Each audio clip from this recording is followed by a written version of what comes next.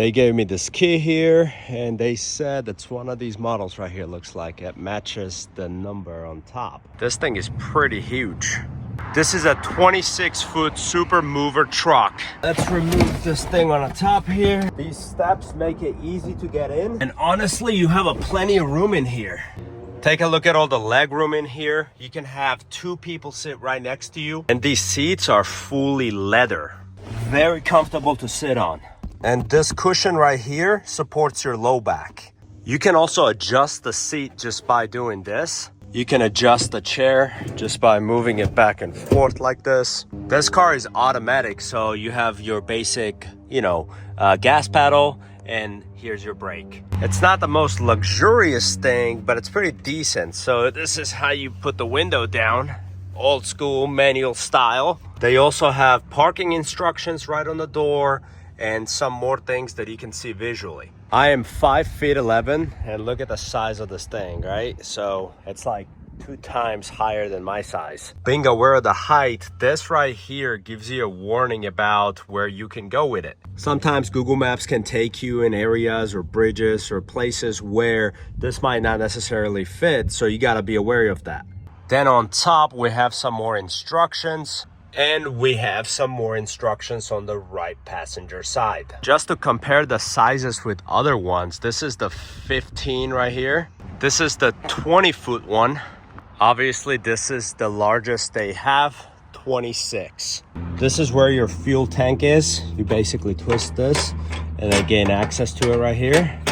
And you do have instructions on what kind of fuel that it takes. Obviously, you have access to AC. There is no Bluetooth stuff on here, but you do have access to the aux cable. So you won't be bored when you're moving stuff or using this truck. Now, if you are loading in a dark and you need the light in the back here, right above the light, there is an instruction. You just press this button right here, and then it'll show you that light is on now in the back. Press it again, and light disappears.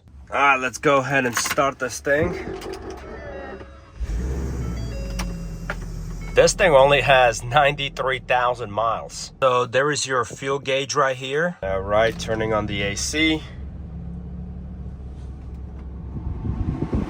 Wow, that blows a cold air. You also have cup holders here in case you got some drinks, and also USB plugs. Your emergency signal button is right behind the wheel. There is me getting into the car right now. Getting off the parking lot, it's actually pretty smooth, I'm not gonna lie. I'm taking this beast on a 50-mile ride. Driving this truck is definitely a unique experience. On the highway, the truck actually handles itself better than I actually expected. But driving this thing, you really gotta pay attention on the road. It's not like a regular car. Driving such large vehicle in tight urban environments or narrow spaces is the biggest challenge I experienced with this truck. While it might feel big or heavy, it is well engineered enough that if you're careful and attentive driver, you can adapt easily. I also rented one of these dollies. They charge $10 per day. All right, to open the truck, you just pop this open like this, and then it automatically opens up. I'm gonna throw this dolly inside here. Let's hear how the honk sounds. Okay. I would say the biggest challenge driving this thing is backing up or making a U-turn or, having to get into the tight areas. It's super big. But I'm not gonna lie, it's super fun to drive it. It's very enjoyable, and it's not that complicated. We have this top mirror, right, which gives you kind of like a bigger landscape view. And then you have the bottom one, which kind of shows you what's super close nearby the car. So you can kind of have a really good view and understanding of what's next to you if you're making the decisions of passing or switching lines. Turn signals also work really well. There is me driving this and trying to back this up so you can see how big this thing is. Let me tell you this, it's not the easiest thing to park this from behind. And it's mainly because of the vehicle's length, limited rear visibility, and large blind spots. You don't really have cameras or sensors here to make this any easier, but I do have a person that's guiding me from the back, and I do recommend use a spotter. Always have someone outside the truck acting as your eyes. And also, once you're in the parked position, Always set the parking brake, especially when you're on inclines. You also get a 12-volt outlet right in here. This is how much space you have here. Your tow haul mode is right here. And obviously your windshield wipers, they work. And then these are your light selections. There is a plenty of space in the back here in this truck.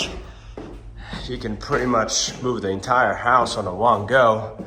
And then in the back, you have a big space here. You can put stuff on the top. Then you have the wood on the side here in 1, 2, 3 different directions. So you can kind of mount things on it and use it however you like. There is me and my friend loading the truck right now. You're seeing it in action. You open the ramp here, you just put this down and then pop this open.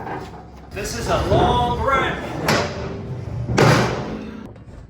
I will say that this truck is 100% worth it. If you need a big space, this will be perfect for it. Checkout process was super easy as well. I mean, I think I was checked in within the first 10 minutes in the office and then had the keys in my hands right away. For this one, they charge $50 a day. That's a base for rental, and $1.30 per each mile that you do. So you gotta count however much distance that you're trying to move it to, but it's not too bad. And also Dolly and extras are not included, so they have separate prices for that. If you ask me, is it worth the price? I will say it is.